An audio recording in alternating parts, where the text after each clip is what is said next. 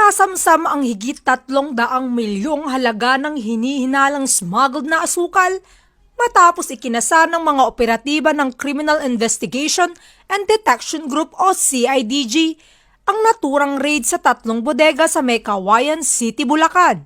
Sa inilabas na investigasyon, aabot sa 95,568 na sako na imported na asukal ang nadiskubre ng mga otoridad sa loob ng 3 bodega sa isang industrial park sa Barangay Perez ng nasabing syudad.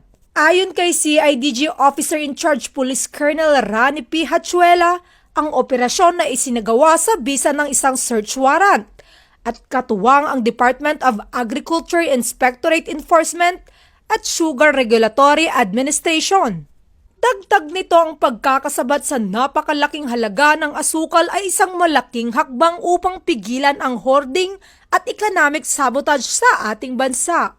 Nakatakda namang sampahan ng kaso ang mga sangkot sa ilalim ng Republic Act 10845 o Anti-Agricultural Smuggling Act of 2016. Isang paalala na hindi titigil ang ating mga pulisya sa pagtugis sa mga nasa likod ng smuggling ng produktong agrikultural na pumupinsala sa ating ekonomiya at mga lokal na magsasaka. Mula dito sa Central Luzon, ang inyong PNN correspondent, Police Corporal Giselle V. Rivera, alagad ng batas, tagataguyod ng Balitang Pulis.